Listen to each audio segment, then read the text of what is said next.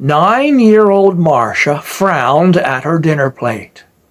"No peas for me," she said. "Peas are full of vitamins," said her mother. "I already take vitamins," said Marcia. Her mother left to take a pie from the oven. Meanwhile, Marcia danced her fork around the plate and toyed with a few cold peas. "Do you want pie or do you want to sit there all night?" asked her father. He eased back into his chair and snapped open a newspaper.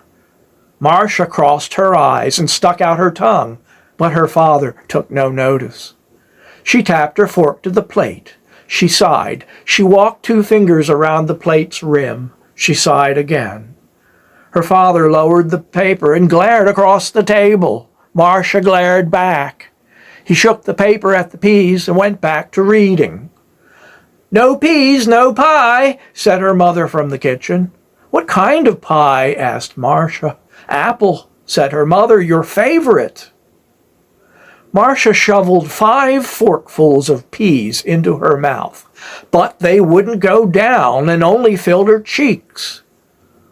"Swallow," said her father. "Don't you want pie?" She nodded for pie. "Swallow and be done with it," said her father. Marcia ran up the stairs to her room, closed the door, and lay on her bed. The peas would not go down. She stared at the ceiling until her eyelids drooped. She dozed off. Minutes later, she woke up, coughing out 1 pea and then the other. Finally, only pea juice dribbled onto her pillow and sheets. Marcia hated peas, but one thing she hated more: being told what to do.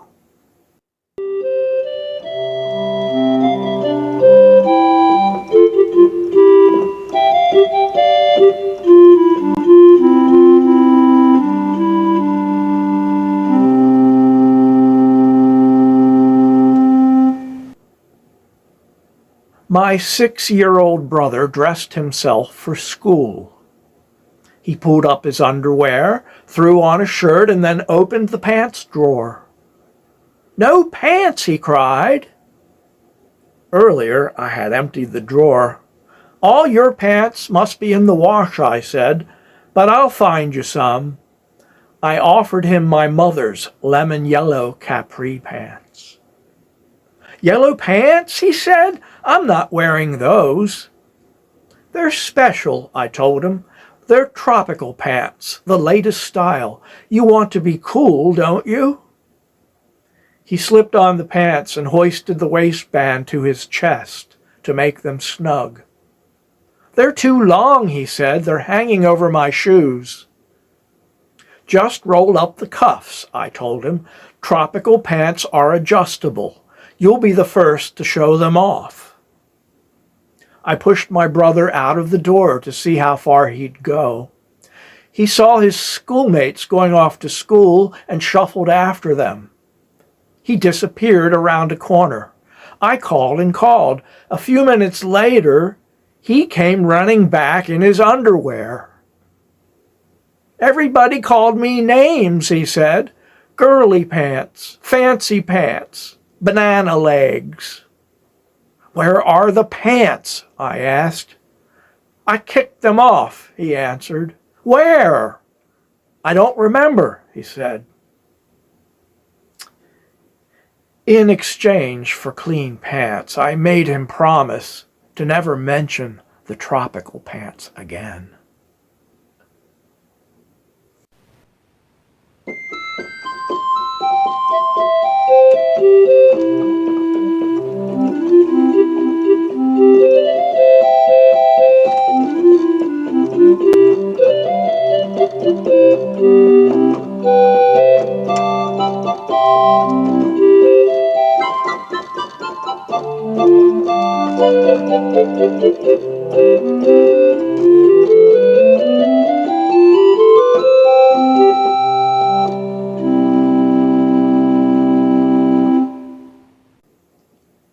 Teresa's second-grade teacher gave instructions to the class.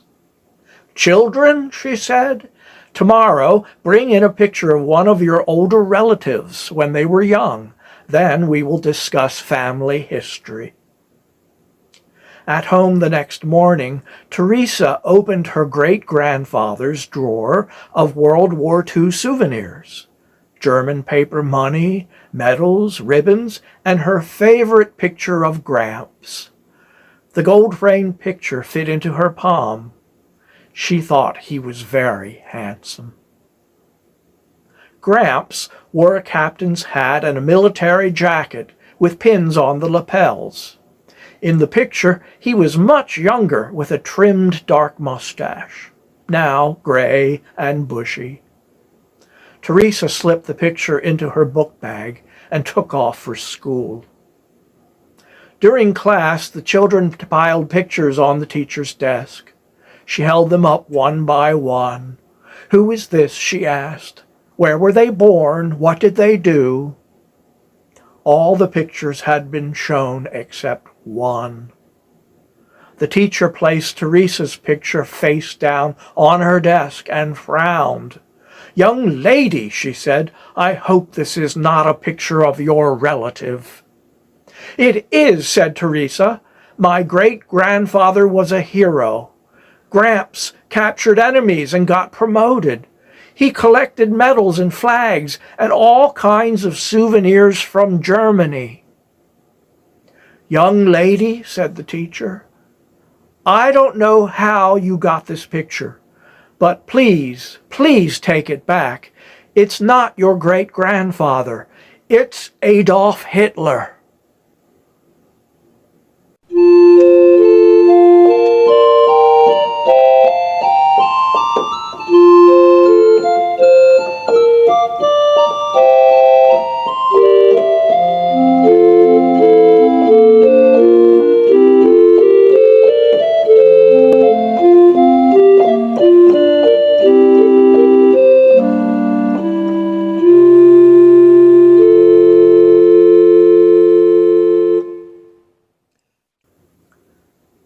Penelope sped into her gated neighborhood, parked the Jaguar in the circular driveway, and ran into the foyer of her mansion.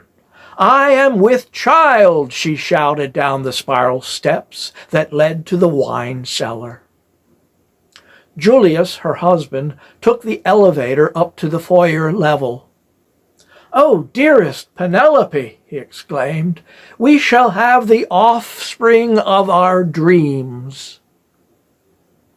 He carried Penelope to the canopied bed, lifted her blouse, and placed tiny speakers onto her smooth abdomen.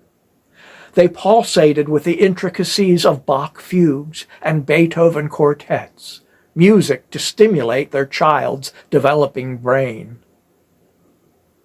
The couple were determined to be the parents of a genius. The nursery was painted bright lemon yellow to promote intelligence. Mobiles of triangles and tetrahedrons were hung over the crib for visual stimulation, and alphabets of Arabic and Swahili were stenciled across the ceiling to facilitate language skills. Their child's developing mind would never have a moment's rest. "Our child will be a brilliant scholar," said Julius. "Our child will be poised and beautiful," said Penelope. A daughter was born. They named her Penelope. To her parents' dismay, little Penelope was average in all ways. Her ears weren't too big or too small. Her eyes weren't too close or too far apart. In kindergarten, she painted clown faces and flowers like the other children. In elementary school, she learned to write legibly and manage basic arithmetic. In high school, she played volleyball adequately. In spite of all the tutors and enrichment programs, little Penelope had not mastered a language, excelled at music theory, or even grasped rudimentary philosophy. With grades only fair, She was accepted at the local community college and graduated with a 2-year degree in hotel services. She looked forward to managing a quality inn. On her 21st birthday, the disappointed parents asked, "How have we failed you, Penelope?"